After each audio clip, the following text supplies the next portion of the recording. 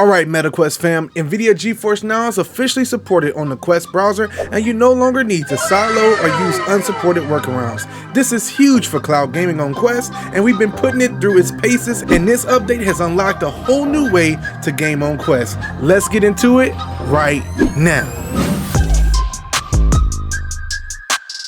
First things first, getting started is super easy. Here's what you'll need: a 5 GHz Wi-Fi connection for smooth streaming, at least 15 megabits per second for HD resolutions, and up to 35 megabits per second for QHD resolutions. And make sure your MetaQuest is running build 72 or later. That's the only way this is going to work. Now once you're all set, just open up the MetaQuest browser and head over to play.geforcenow.com and log into your account. Now let's talk about performance. GeForce Now on Quest lets you stream at 1920 by 1080, which is basically full HD at 60 frames per second right out of the box.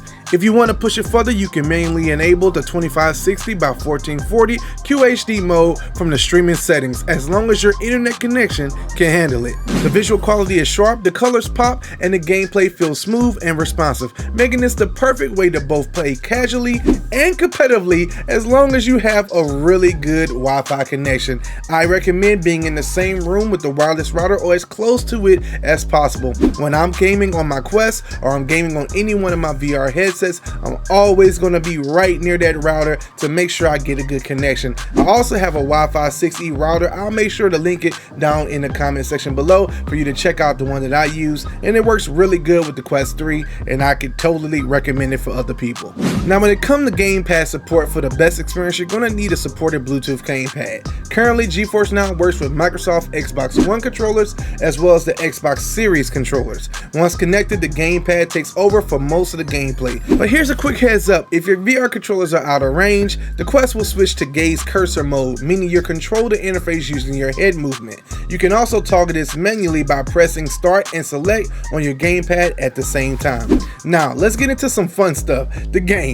I tested Tunic, which you know is a fantastic, outrageously gorgeous game, but met with a whole lot of troublesome death because it's a hard game to finish. I love how this looks on the MetaQuest 3. It just pops, the color really shows up, and this proves that through cloud gaming you can play games like this. This is actually the perfect game to play through cloud gaming. Then I jumped into a little bit of Streets of Rage 4. I mean, come on, you guys know I love my arcade hits, and once again it performed well, not really needing to worry about the millisecond latency there or worrying about the button presses. Everything just works pretty good for arcade games like this. Now it starts to change when we get into Street Fighter 6, because of course you could play this against the computer maybe. I probably wouldn't use this to play competitively with anyone too serious. Maybe if you're just playing with a friend of yours, I think it will be just fine. But if you're trying to play competitively, I would stick to playing locally with other people.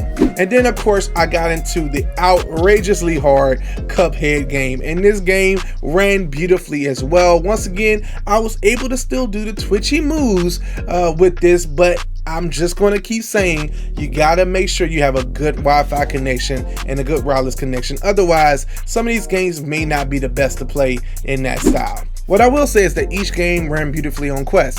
Whether I was exploring the charming world of Tunic, fighting through nostalgic levels in Streets of Rage 4, or challenging my reflexes in Cuphead, the experience was smooth and immersive. My favorite part about this is that I don't have to have a gaming PC or a console to play any of these games. It feels incredible to play games like this on a device as portable as the Quest without needing once again, a PC or console. Just log in, pair a gamepad, and I'm ready to go. Well, there you have it folks, this update is a massive win for MetaQuest users. NVIDIA GeForce Now unlocks a huge library of games, and with up to full HD or QHD streaming, you're getting high quality visuals and performance that feels almost too good to be true. Let me know down in the comment section, what's the first game you're excited to play on Quest with GeForce Now? You know what else you should be considering? You know what else you should be pretty excited about?